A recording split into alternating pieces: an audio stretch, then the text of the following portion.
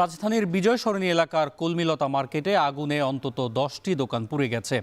এতে অন্তত 5 কোটি টাকা ক্ষতির দাবি করছেন ব্যবসায়ীরা। এ নিয়ে আরও জানাতে যুক্ত হচ্ছেন সহকর্মী রাব্বি আল রাহিদ।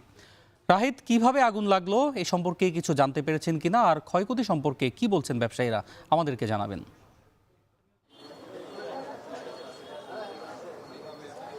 নয়, দেখছেন যে এই মুহূর্তে আমি রয়েছি রাজধানীর তেজগাঁওয়ে বিজয় সরণির একটি মার্কেটের নিচে, এবং এই মার্কেটের নিচতলায় রয়েছে মুদির দোকান সহ বিভিন্ন ধরনের দোকান রয়েছে, বিভিন্ন পণ্যের দোকান রয়েছে।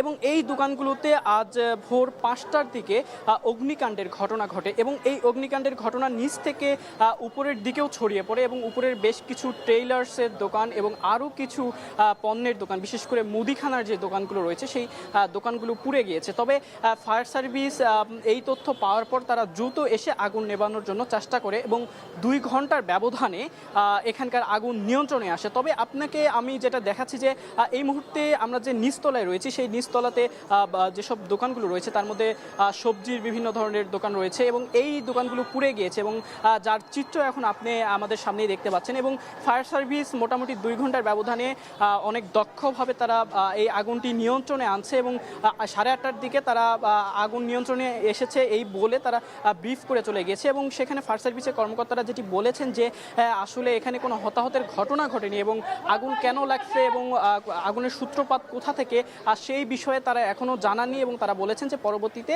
এটি তদন্ত করে জানানো হবে। এবং আমরা দোকানিদের কাছ থেকে যেটি শুনেছি যে আসলে এখানে মোটামুটি এই মার্কেটে প্রায় 100টির মতো দোকান রয়েছে, এবং এসব দোকানের মধ্যে 10 থেকে 12টি দোকান পুড়ে গিয়েছে, এবং এই 10 থেকে 12টি দোকানে মোট যে মালামাল রয়েছে তার মূল্যমান প্রায় 5 থেকে 5.5 কোটি টাকা, এমনই দাবি ব্যবসায়ীদের। এবং তারা যেটি বলছেন যে আসলে অনেক দক্ষ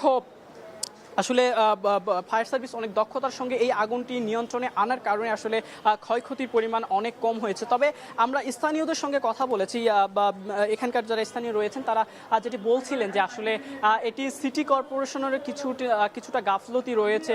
তারা বলছেন যে সিটি কর্পোরেশনের উদ্যোগে বেশ কয়েকবার এই জায়গাগুলোতে অভিযান চালানো হলেও এই মার্কেটটিতে বিশেষ করে অগ্নি নির্বাপন যে ব্যবস্থা অথবা সিকিউরিটি যে ব্যবস্থাগুলো রয়েছে সেই ব্যবস্থাগুলো চেক করা হয়নি, সেই ব্যবস্থাগুলো আসলে চেক করা হয়নি, যার কারণে আপনি দেখতে পাচ্ছেন যে এই আগুন লাগছে, এমনই অভিযোগ স্থানীয়দের। অন্যয় এই ছিল রাজধানীর বিজয় সরণি থেকে অগ্নিকাণ্ডের সর্বশেষ পরিস্থিতি।